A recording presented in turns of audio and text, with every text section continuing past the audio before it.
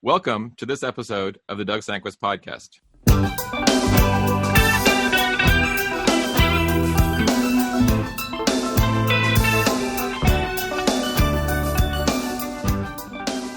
Where interested is interesting, and interesting people share their stories and build their biographies along the way. I am your host, Doug Sanquist. I'm a dentist and a photographer, and now a podcaster. You can find me on Instagram and Twitter at Doug Sanquist, and on Facebook at Doug Sanquist Photo. And you can also join our email list by going to DougSanquistPodcast.com. Today's guest is Alexander Trey. Hey, Alex, thanks for joining me today. Hey, Doug. Thanks. I showered and, put on some nice clothes for this, so I'm ready. All right, cool. As with all of our guests, I don't have a bio, and I haven't read a bio. I will tell you that I did meet Alex at a dental conference a couple years ago, as he is also a dentist. And we have subsequently become friends and done a few photography trips around the world. And I know a few things about him, in that he's a dentist in New York City, and he runs a nonprofit, which I know nothing about. And I suppose that's the goal of this podcast, is discover all those things about Alex. You okay with that, Alex? Totally, yeah. All right, cool. So as with all of our podcasts so far, we have a list of 10 quick and easy starter questions. Now, obviously, there are no maybes here. You got that, Alex? Okay, sure. It's either yes, no, or pick one. All right?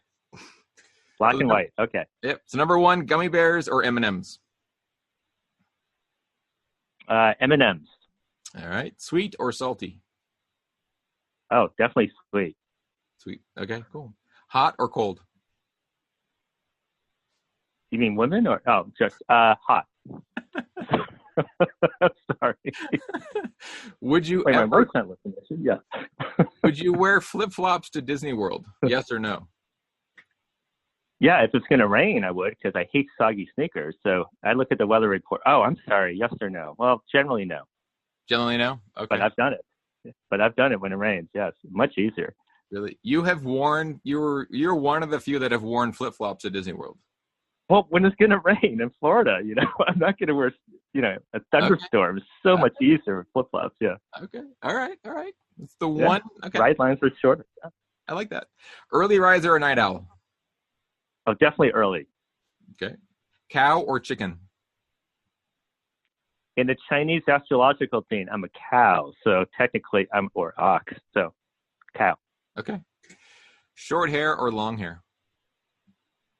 Oh my God, I'm just happy I still have hair. So I don't think I have long hair if I wanted to. So short hair. Okay. Tattoos, yay or nay? You mean the ones that you can see? No, tattoos, okay, I'm sorry. Tattoos, yay or nay? Nay. Nay. Coffee or tea? Oh, I'm one of the few non-coffee drinkers. Tea. Okay, cool. Cake or pie? Oh, pie. Okay. And number 11, our bonus question, sauerkraut, love it or hate it? I'm not even sure I know what sauerkraut is. Is that sausage? Or is that weird stuff you put on it? Like, yeah. I don't know. No. I don't sure I know what it is. I'm not even joking. I never had it. It's the pickled cabbage that they stick on hot dogs and stuff. Oh, yeah. Oh, is that thing at Costco you put on hot dogs? Okay, no. Okay, yeah. Hate it. What's that relish? Okay, yeah. No. All right, cool. That was interesting. Good job. Wasn't too bad, right? Okay, thanks. No, not at all. All right. So, actually, I have to ask you about your last name, because it is spelled Tsui, and it is pronounced Trey. Is that correct? Did I get that right? Oh, the biggest pain in the ass. So it's a Chinese name. So my parents came in the 50s, and I don't know how they Romanized the actual Chinese name into Tsui, because it sounds something like Trey. But I have to tell you, growing up with this, it's just that, anytime you make it, in class, each new year, the teacher would, can't pronounce it, and all the other classmates would start laughing like, oh, it's Trey, you don't know that? or as an adult, you make reservations and you say Trey, and they're always like, oh, Trey, or I'm like, oh no, it's TS and Tom, S and Sam, UI. So, yeah, I don't have a good answer other than it's a romanization system that is no longer used. And even when we got married, my wife was like, I was like, you really don't want my name. And we had a huge fight, and she's like, why don't you want my name? I was like, what's a pain in the ass? And she's like, well, I'm insulted. I'm like, I'm surprised you want it, but you can have it. So that's my story. Wow. That's I mean, there's not too many of my name you find around, actually. So I think they romanize it differently now. Yeah. No, and I would have not ever thought to pronounce it that way either. No, you can't. It doesn't come out. So you can always tell when someone knows me, they say Trey. They don't know me. It's always Tsui, or, I'm used to it. Or Tsui or whatever, something. Yes. Weird. Exactly. Yes. All right. So what was your, that's interesting. What was your earliest childhood memory? It's just like fragmented images from, I don't even know, I was 3 or 4 of our apartment. We used to live in outside Hartford, Connecticut. Just images of building Lego or just my mom or stairs or sandboxes outside. Just stuff like that, actually. Nothing too interesting. Cool. And were you born in Hartford? I was born in New York, actually. At the time, my dad was finishing a doctorate here, and then subsequently he went to Hartford for a year to work at Pratt & Whitney, and then went to Boston, where I basically grew up, or Lexington, because he worked as a Army engineer until he retired. Cool. And you are Chinese, right? Gotta look in a mirror. Seems like, kind of a pretty good facsimile. Yes, I am. All right. And so were your parents born in China?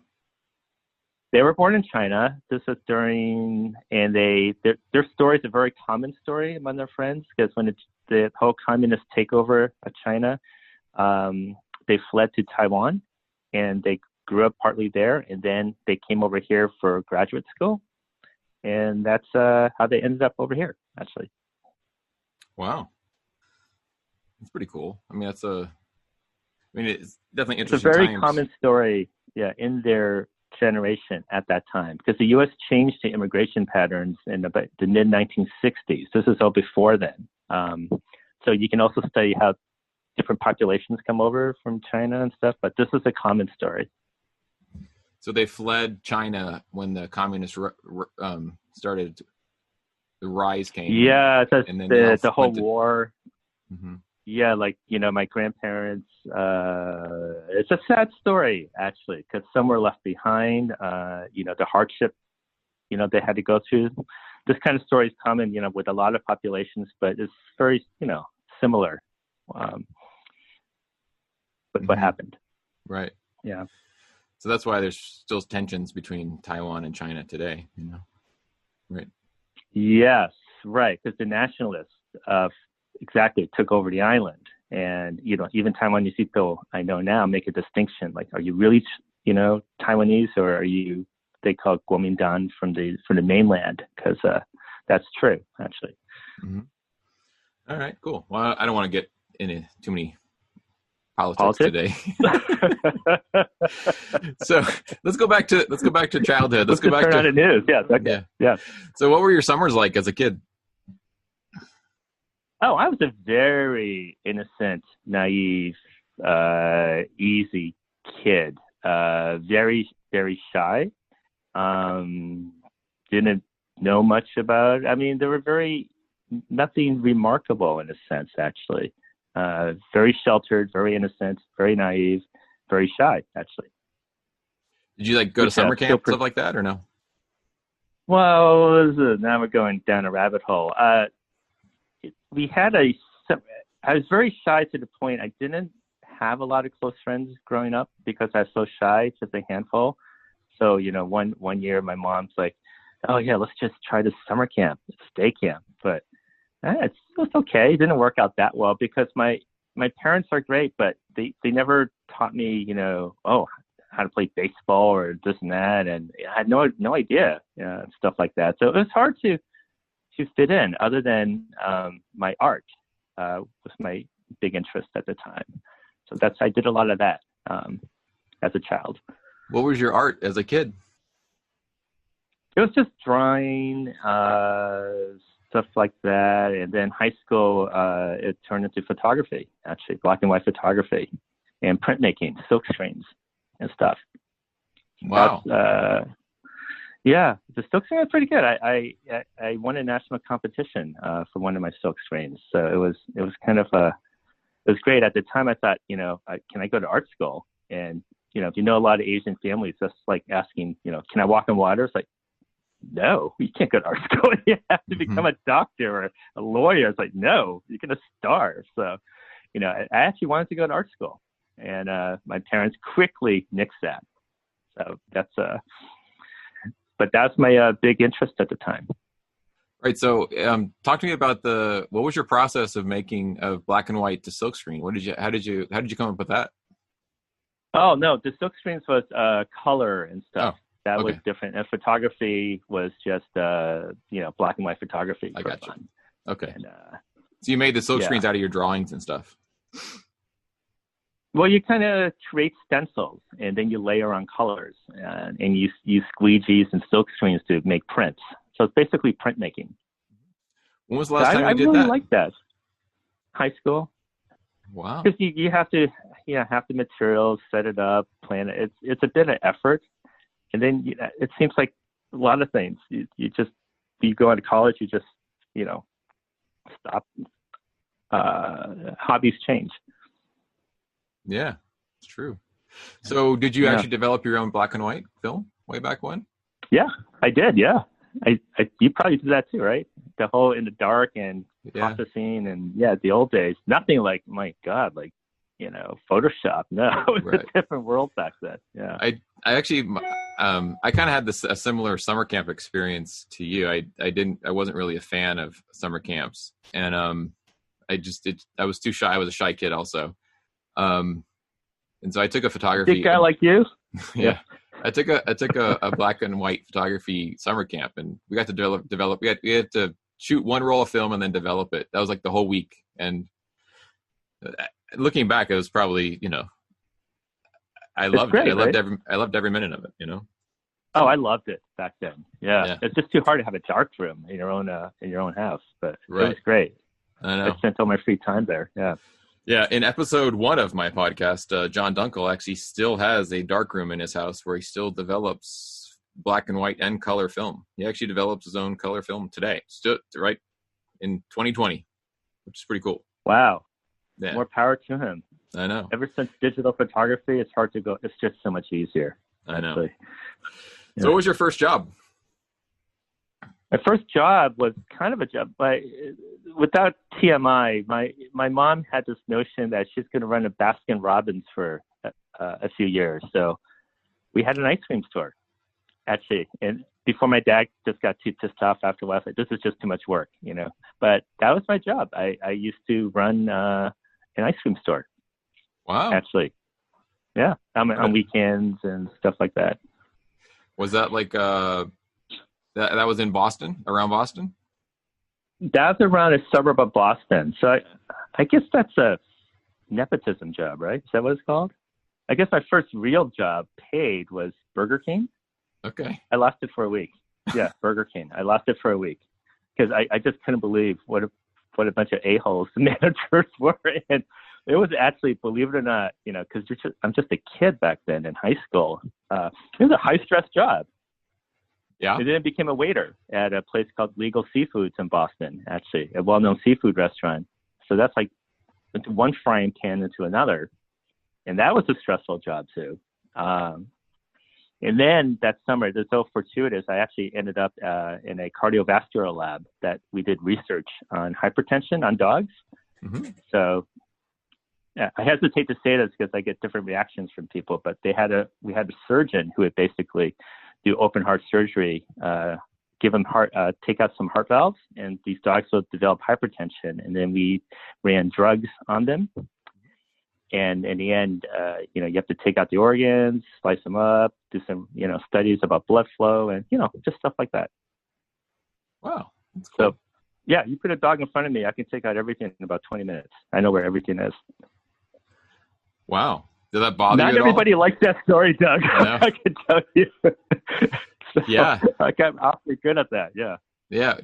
But that's all because being Asian, again, it's like that whole unrelenting pressure. You have to become a doctor. So this is the kind of stuff like, you do research and this and that, and beef up your whatever experience. But it was I enjoyed that. It was because of the people I worked with. It was very interesting. Mm-hmm. Yeah, I'm sure there's some animal activists that would be like, horrified to hear that. Yeah, but, exactly. I mean, yeah. But I didn't really enjoy that part, but yeah, it's part of the job. Yeah, it's the science. I mean, you have to figure out it's physiology. And I remember when I was in dental school, we had the medical school had a physiology lab. They didn't make the dental students take that physiology, but it was opt in or opt out of the animal physiology course. And I'm guessing that probably is not done anymore in this day and age. I'm guessing. I don't know. I mean, not that I'm that old, but I'm guessing that's not done anymore. Teaching models have probably changed, that you may not need it as such. So, and right. remember, this is back in the 70s. So just to put it in context. Yeah. So I'm going to guess, being that you were raised in a, Asian family, or, college was, you've already referenced it, but college was for sure a given, right?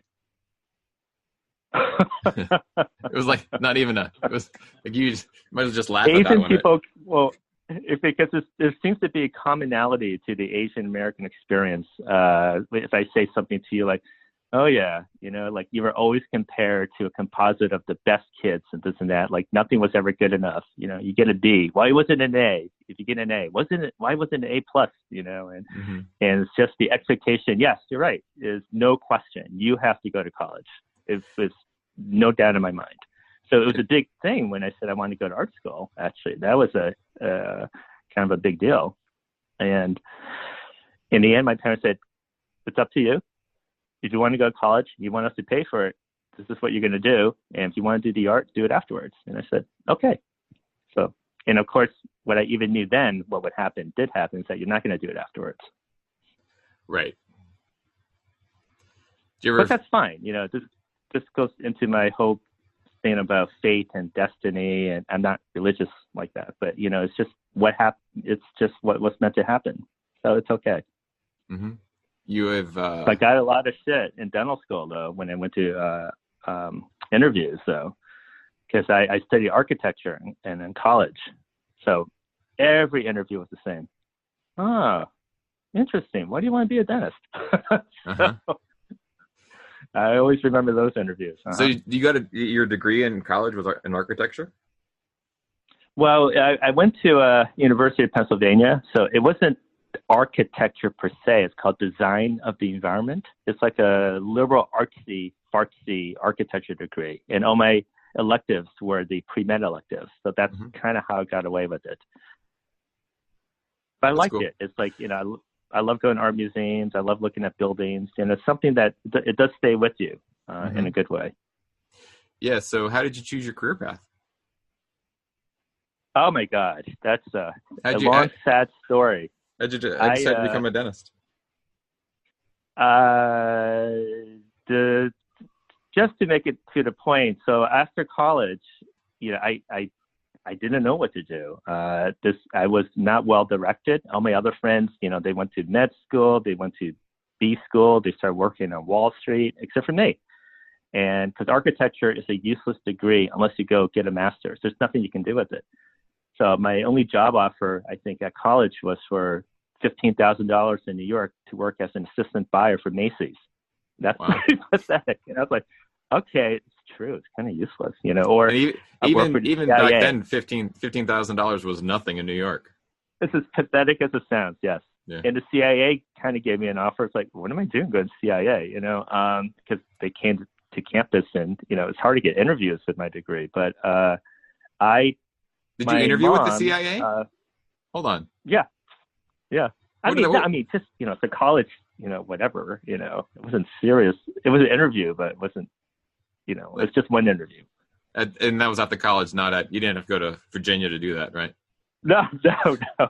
Even then, it was an odd interview. But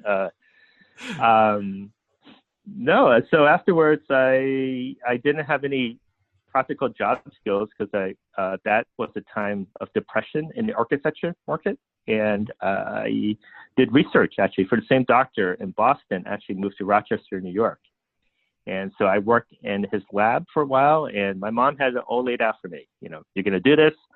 Apply for medical school because to her, you have to go to medical school because that's another story. Won't get into. But I went, and long story short, I'm sure that house I lived in was haunted, and I had no friends in Rochester, and I just was getting tired of it. And I said, you know what, I'm just going to quit. I just went home to Boston, and my friend I grew up with we were just going to drive down to Providence to see my sister still in college. Just turned to me once while we were driving down and said, "Oh, Kathy's going to dental school."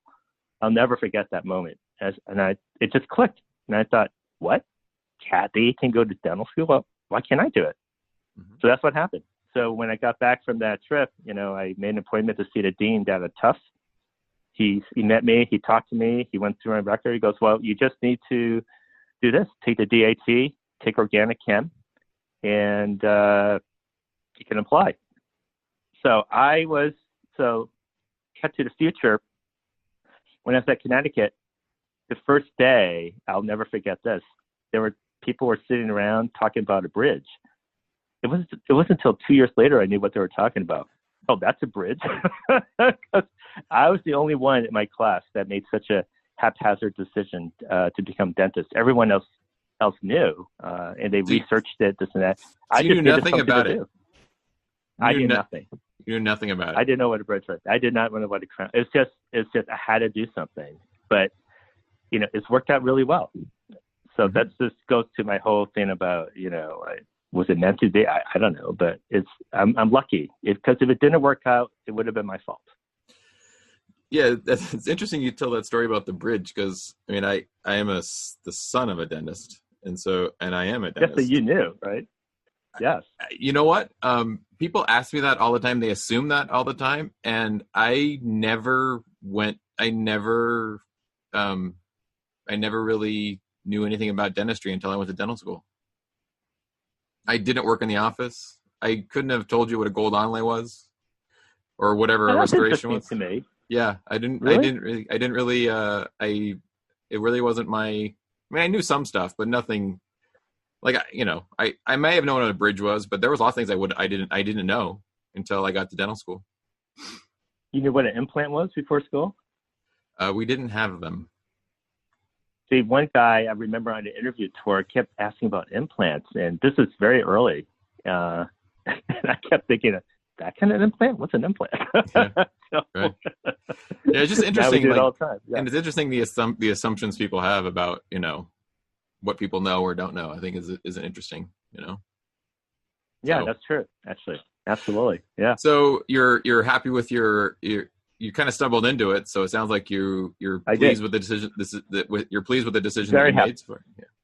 Yes, very happy. Actually, I don't think I could have made a better decision. And so, what was your first job out of dental school? My first job other than a residency, it's a job where I remained because again, true to my clueless self, I thought I didn't know because my co-residents were already plotting to get jobs, and I was like, well, how do you get a job? I thought I'd just go home to Boston. But it was just one day, I can still picture it. One of their attendings just turned around to me and said, why don't you just come down and talk to us? And I said, okay. And I was just, in hindsight, really lucky because he's a fee for service dentist who is well known in New York. And all my other residents were like, oh my God, what? Him? He asked you? I knew nothing. So I went down to the office. They basically said, you can come join us. And I just said, okay. And then the nature of time is 1 year, 2 years, 5 years, 30 years, it's been my life here. So I've been really lucky in that sense. It was handed to me, is how to be fair. Was it handed to you or were you just, open to let it happen? Well, I did have to work for it. The opportunity was handed to me. So I started working in New York. And I I mean, got involved in nonprofit work actually at the time. And hold on, I hold almost on. lost the job because of that. Yes. Hold on. I'm going to back up.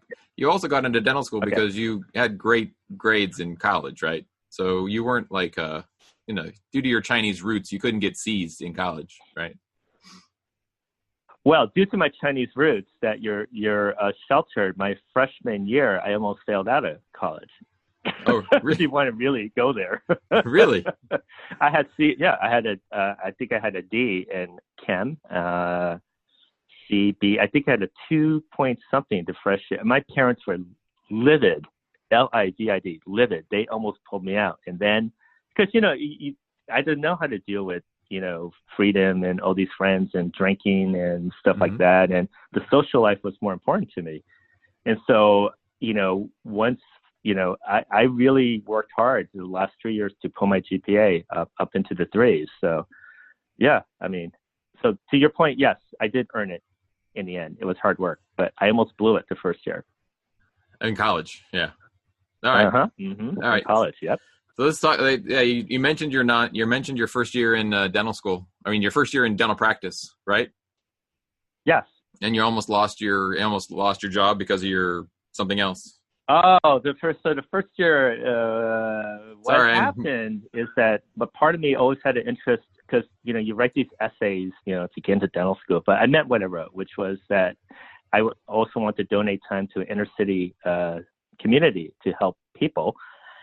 But, as you go into life, anyways, it's not always that easy, but I always had this instinct to do something for the Asian American community. So at that time, and still kind of true, is the whole model minority myth. Like the Asians are the model minority. They do well, they don't need help, they're successful. But the stats, it's not true. More than half are not do well. They have a very high poverty rate that's higher than average. I can go on. And at the time, all the attention really is towards Black and Hispanic minorities, and there's nothing for Asian Americans.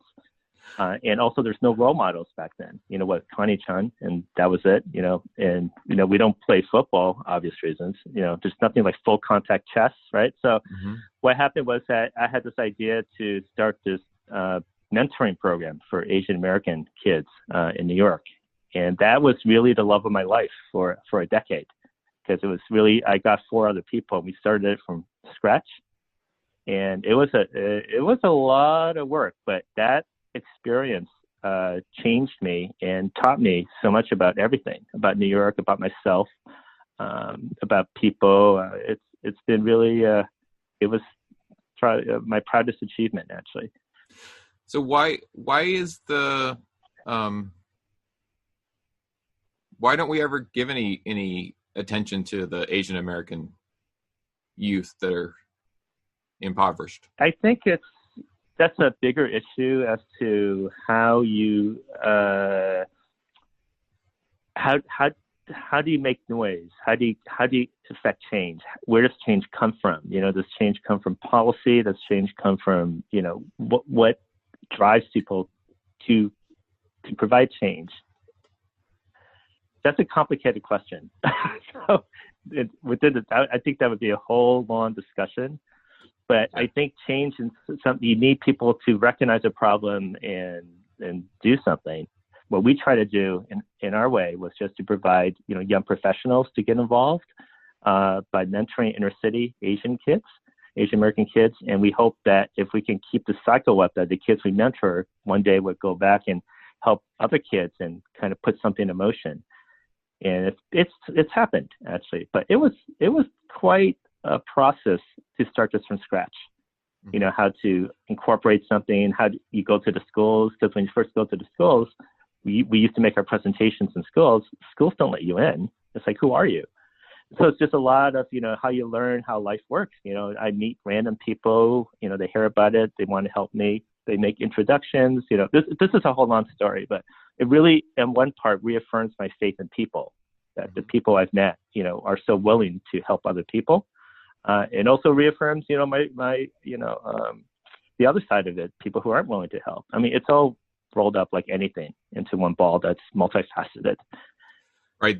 Typically the Hope that people, makes sense.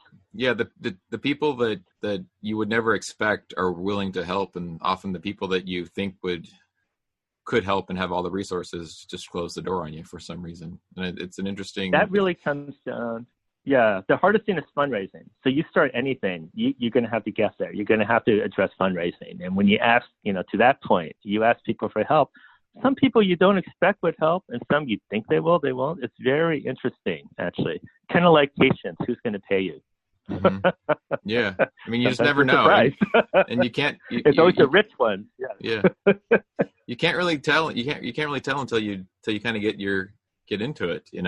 So how long has your nonprofit been going for?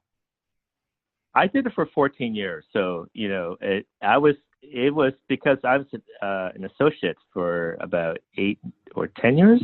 Mm-hmm. At first, it was easy for me.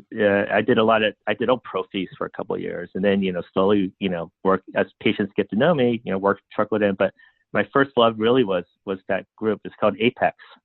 Now it's called Apex for Youth. But that was what I spent all my time on. To the expense of my personal life, everything else.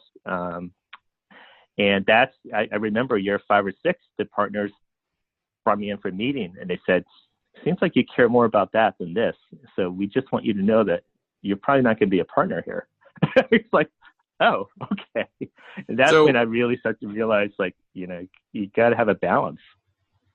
Yeah. So did you figure out that you had to let decide on career, and then, either pick a career, either I'm going to go full nonprofit, or going to, lean into being a dentist for a little bit? Was that like a line in the sand right there, kind of?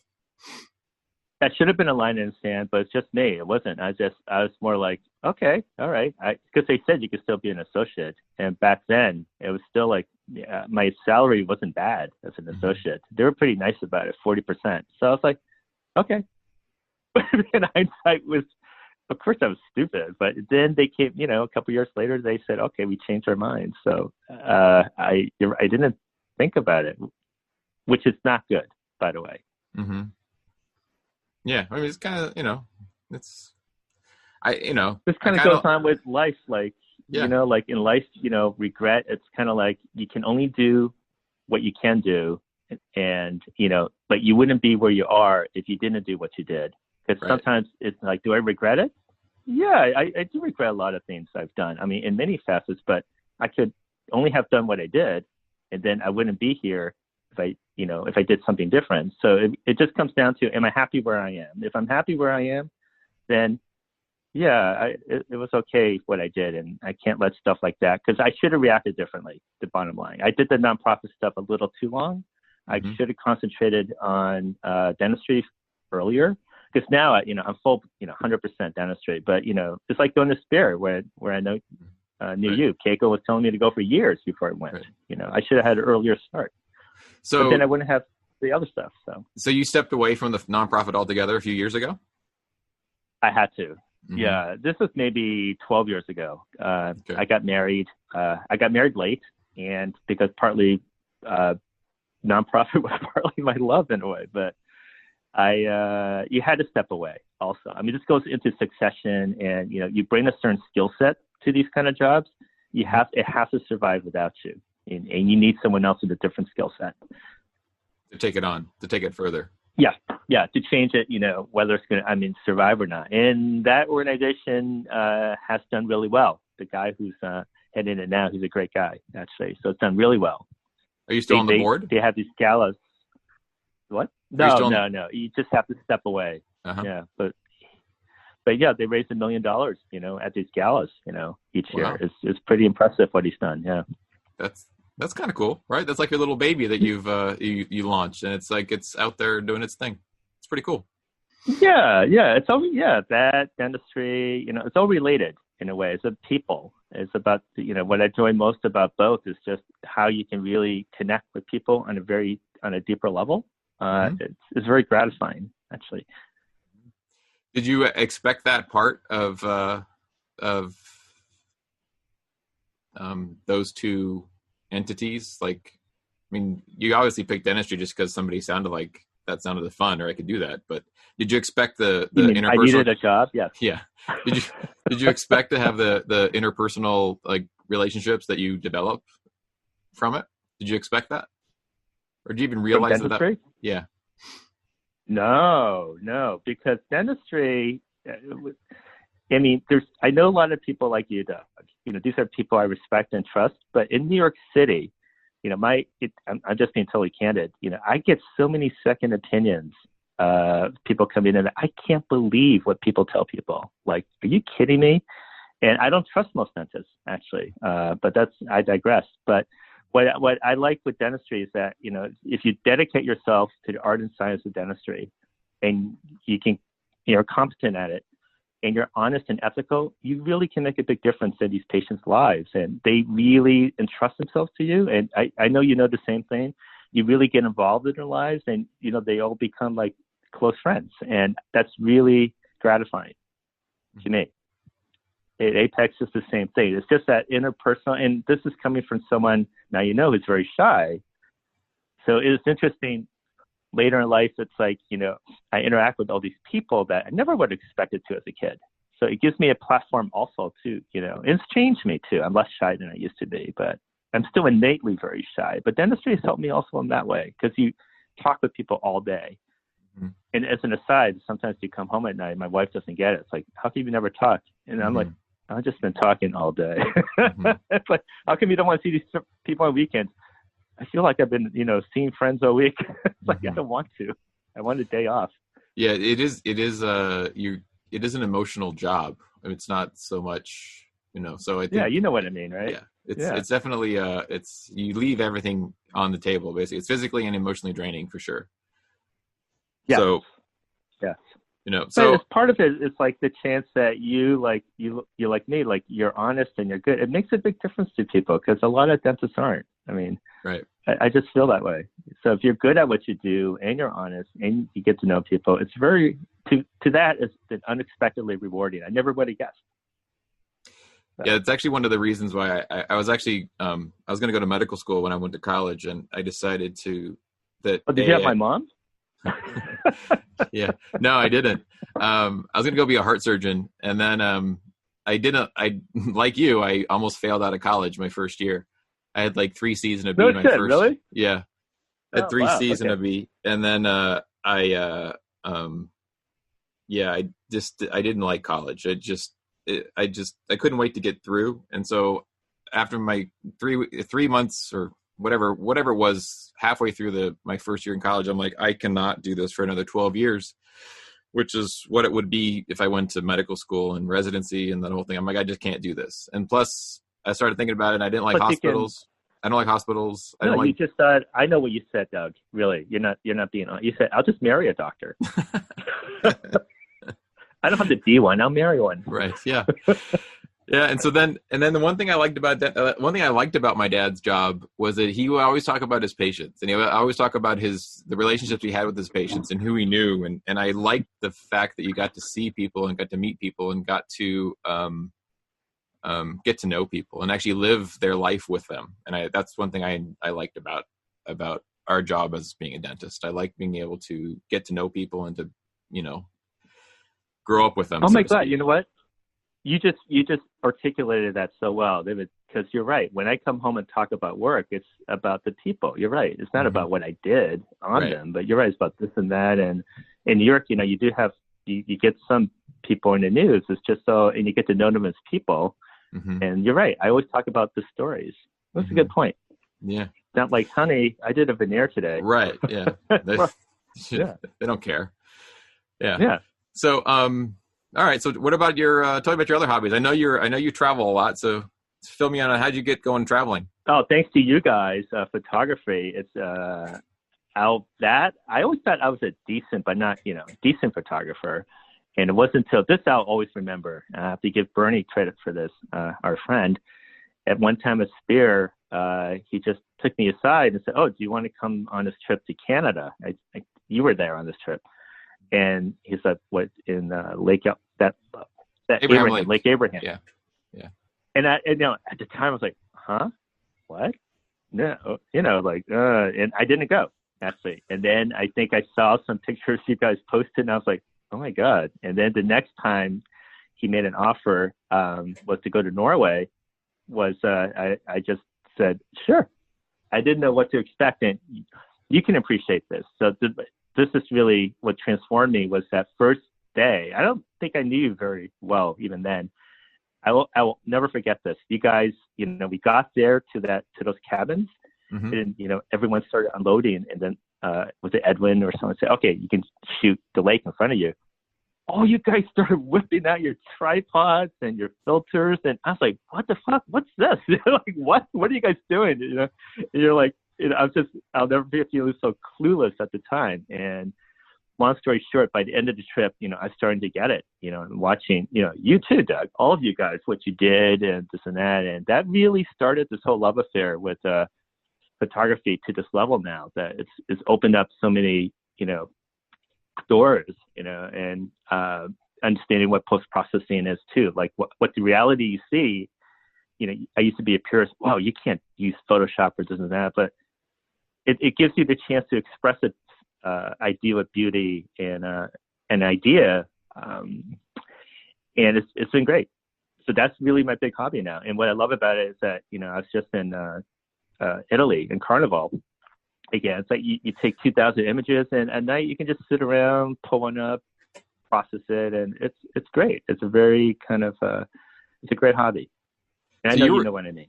Yeah, you were there just before when the coronavirus just hitting there, right? You got out just in time? Yeah, so at that time, the China case was well known. So Italy at that time had already banned flights from China. I think it was crowded because I was there with you a day the year before. So I would say it was crowded, but not as crowded, if that makes sense. And they took my temperature because I flew in from Munich. They took everyone's temperature when they went in and this and that. But when I was there, there's no sense of anything, to be fair. And when I left, it was like normal. So it's just 5 days later that they shut down Carnival. Oh, wow. So I have to say, when I was there, it was a little less crowded. But I wouldn't have known. You wouldn't have known anything.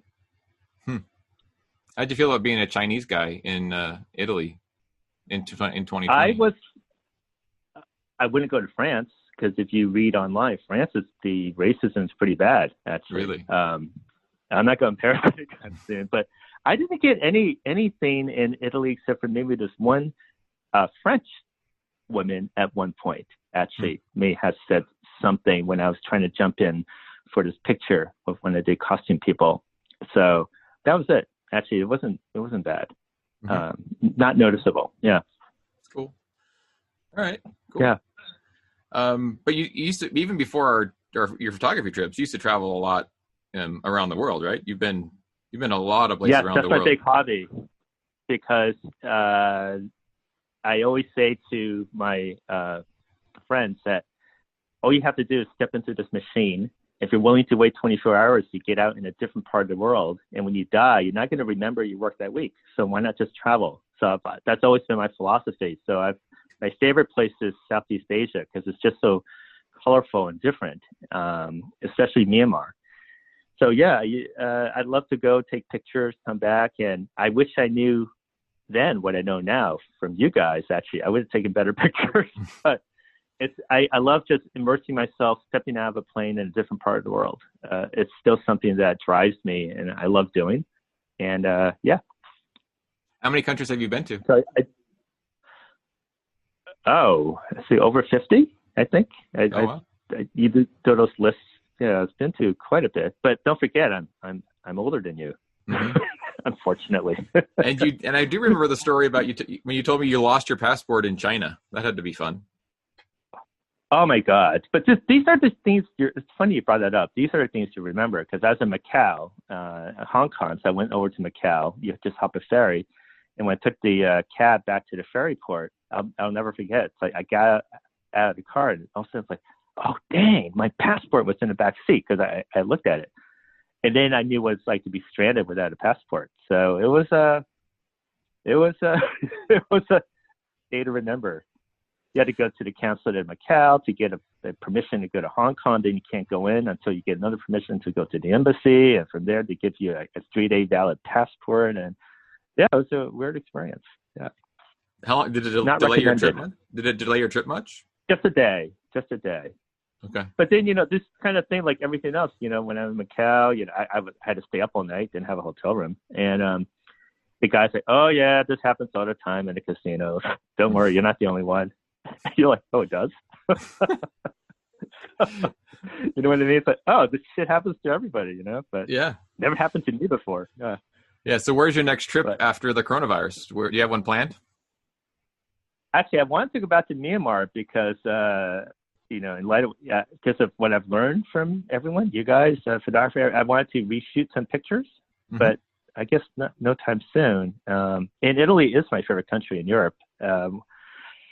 I don't know yet. I don't know when this thing is going to end, actually. But I want to go back to Myanmar. It's a short term. And also India, shoot that, and stuff like that. Yeah. All right. Have you been anywhere, India? really? You've done India? I've only done India for 3 days. Should have been 4, but that's the only other time I forgot my passport funny you brought that up, going to the airport. And that's like another oh shit moment. Like, oh shit, it's back in my apartment. So United put me on the next day. So my trip to Mumbai was cut a day short, but I love that because it's so different. You just have to, it's just one of those places you just go. And I stayed at the Taj Hotel where that whole, terrorist thing broke out but it's fascinating. It's just different, actually. That's what I like about travel. You just go somewhere, you get off a plane. It's just so different. And then you come back here. Yeah. That's cool. Yeah. Yeah. All right. It was frustrating for me. You can appreciate it's like, I wish I knew everything I knew now then. Because for me, what you really have are images. It's like, oh, wait, I wish I did this, wish I did that. Yeah, I mean, I think that there's 2 ways to look at that, right? It's either regret or it's like, okay, well, at least now I know where to go when I go back. There's different ways.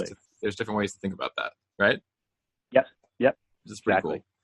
So, what's your greatest success?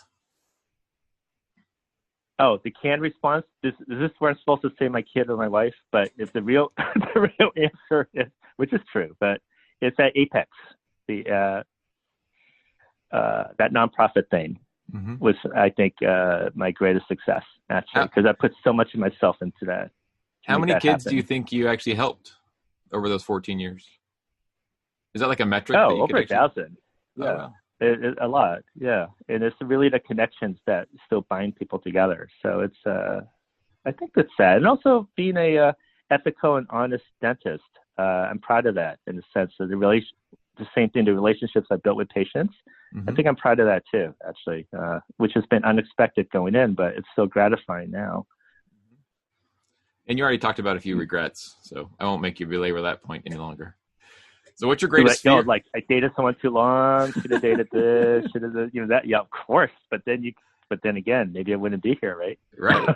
Yeah. Regret's a really interesting word. I mean, I think sometimes it's, we belabor it too much, and I think sometimes it can be fuel and it can actually be fire, I think sometimes it's. But you have true regret. If you had the power to affect that change, would you be in the same place? So right. That's really at the end point. But yeah, I have regrets. Totally. Yeah. Well, I think in a previous, like Andy Cohen in one of my earlier episode 2, I believe, he said something interesting. He's like, it's hard to be, what did he say? It's like it's hard to have regrets when you made a decision based on the information you had at that time. Oh, yeah. So, I mean, it's I'll tell hard you I could tell you something about, I could leave you with this. I don't tell this story a lot, but talking about that is, after college, my friend got a job out in San Francisco. This was during my clueless time, but I went out to visit him, and he at that time had one of those Nissan 280Zs with that T-top. Yep. So he's like, "Oh, let's drive out to Point Reyes. This is point in California, the westernmost point." So we hop in his car. It's like almost dusk, so we want to get out there before the sunset. So we took off the T-top, whatever, and he's driving through these hairpin turns. I'll never forget this. Really fast. We're young. Just like, oh. And I remember thinking at the time, well, you're kind of going fast. So I'll always remember, and I said to him, like, part of this, like, I don't want to insult him, because back then seatbelts weren't so compulsory. It's like, you know what, Jay, I'm just going to put on a seatbelt. And it was literally at about 30 seconds later, we went around this curve, and he lost control of the back wheels because of sand. And we hit that rock wall 3 times. Mm. And his head basically went through the windshield in front of me, and he came back onto my lap. And I couldn't breathe for like a minute. And to his credit, I'll always remember he turned around and said, "Hey, are you all right?" And the look on my face, when I saw the scabs of skin hanging off his, I was like, "Oh shit!" And that made me think about basically fate, timing, regret, this and that. If I didn't put on a seatbelt, I could have been dead. Was it, is there something that's fate that I survived that? Because it was a weird notion at the time to put on my seatbelt, just out of the blue, because it's not something I usually do. So it's kind of all rolled up in one. And that's how I also think, like, the people I've met and this and that, it's like, I'm not a religious person, but is there a path or fate for people in general? Kind of like the Greek concept too about fate. Is there something? Because my life being clueless, I shouldn't have even ended up in New York in a fee-for-service practice. Not like I earned it. It's just, was it the right time at the right place? The accident that saved my life, was that weird? My marriage and I'm being punished. That's a joke. But did your buddy make it? Everything. What?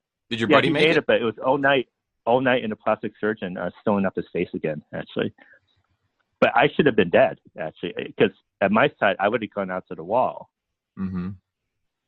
So a lot of times in my travel and stuff like that, I can only do what I can do. But I do think about fate, Doug, I have to tell you, in a way. Like even that I know you, or even that Bernie that one time said to me, I didn't know him very well, "Do you want to come on this trip?"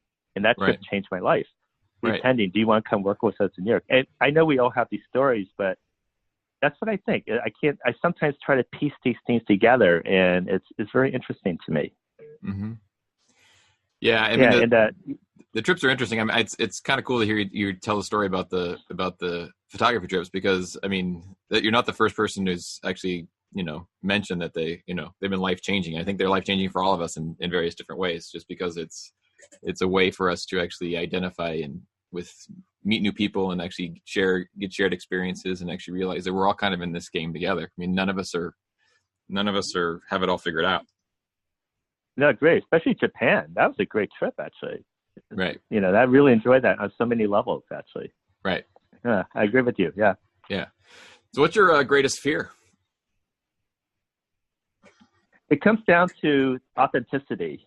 Can you at the end of your life, that you live an authentic life, is the best way I can put it. That's in being honest, because we all have these things. It's some things I could have done better, some things I can do better, some things I have done better. But it's like, can you achieve a certain happiness and comfort with yourself that's authentic and true? And I fear whether I will get to that point or not. Does that make sense?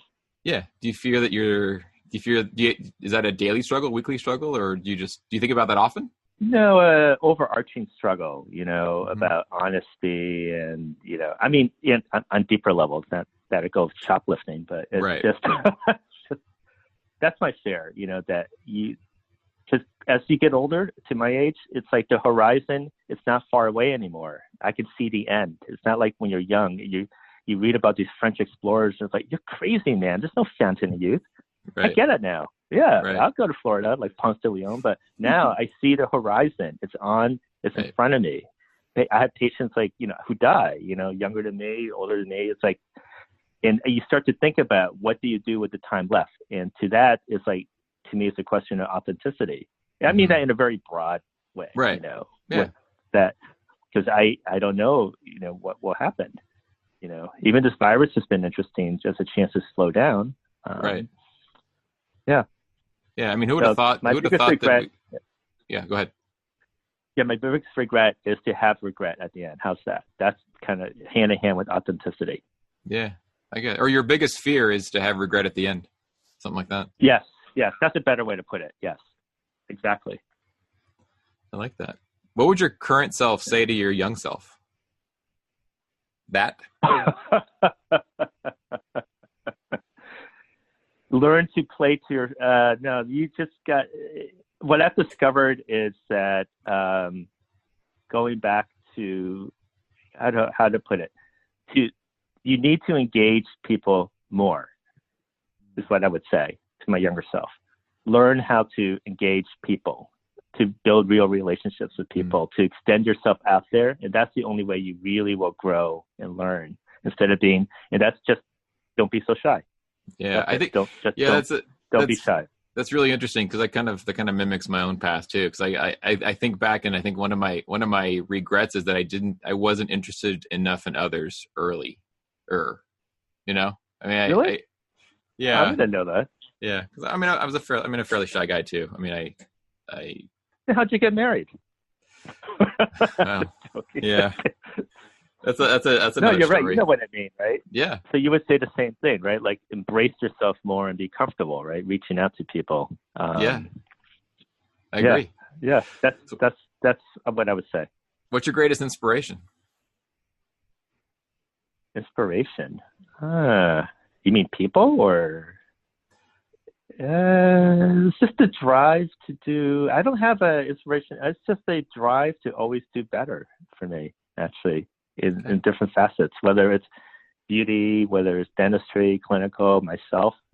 I'm always inspired to just do better. I like that. Do you have any heroes? Yeah. Mentors? I like heroes better. I've had different, this goes back to that whole thing about fate. Yeah. I don't have one, but each part of my life, I've had someone who's had a huge impact. So that's like the dental school, there was one guy, in the residency, obviously is the partner. And, other things, dentistry, there's been a few people, it's not one, but there's been people throughout my life who've made a big difference on me, actually. So you've made it a pretty good. The composite of people. Yeah. And you've made it a concerted effort to lean on the mentors throughout your life. Sounds like. Yeah. When you've needed them. Because you can't do anything alone. You cannot. I don't believe that. You need people who are better than you to help you, or people, or solid people to help you grow, or be friends. You supportive friends. Yes. Mm-hmm. Absolutely. And the older you get, it's not that easy to make friends, actually. I would agree with that. I think it's harder to actually, I think that it kind of comes back that as you get older, you kind of fall into a silo, and you kind of get yourself into this, box of, who you are, and you put up walls and what other people's stories are that you couldn't get into their world somehow, which is interesting. That's a different topic for another day, but I'm agreeing with you. And also, you're married with kids, it's like, your life is different. So I know you well now because there are photography trips. Without that, I wouldn't know you as well. Mm-hmm. So, right. So that's valuable. Yeah. Right. What keeps you moving forward? Yeah. Yep. Oh, what keeps me? Yeah. Oh, what paying the bills? You mean what? What keeps you moving forward? Well, that keeps me moving forward.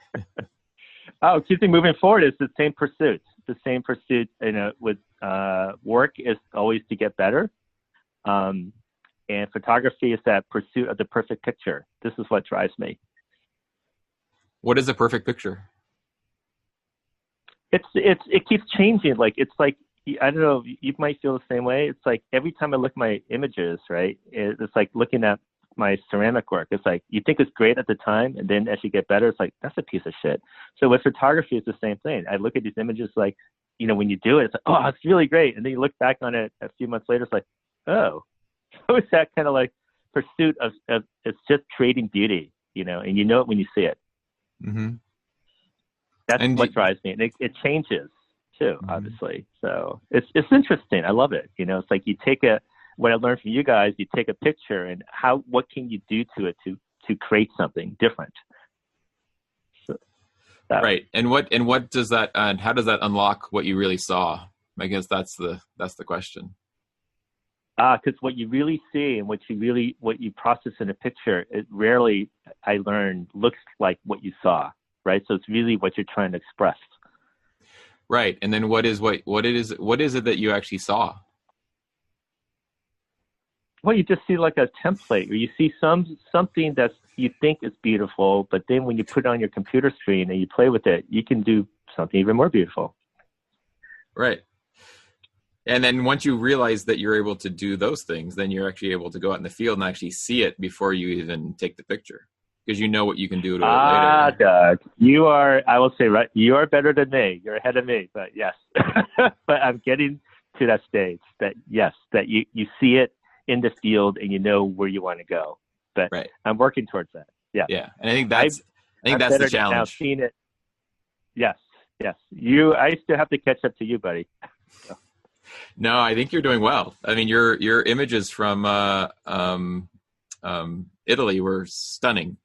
Thank you. Fantastic. I learned all that from you guys. Yeah. And you can find Alex on. I'll throw his Instagram page on the show notes, and if you want to go check out Alex's work on Instagram, his pictures from Carnival are fantastic. Like some of the best I've seen. Really, they're really good. Like. Oh, thanks, Doug. Coming from you, I appreciate that. Thank you. I mean, you took some good ones last year, but this year was like a step above. It's like, where did Alex come from? Where did this come from? Well, come with me next year. Okay. Yeah. So I guess we now we're pretty much I'm at the end of my questions, and I've thoroughly enjoyed this conversation, by the way. And now the time is when I'm supposed to give you your biography. Somehow, I would say something like, Alex is an incredible dentist who cares deeply for his patients, who is authentic and wants to make sure that every single encounter is authentic, that represents his authentic self. And he's going to do whatever it takes, whether that be learning to be the best clinical dentist, whether that's taking care of himself, taking care of his family, getting out and doing his hobbies, so he's prepared to be the best he can be. Something like that. You mean like the Army commercial, be the best you can be? Yeah. Yeah.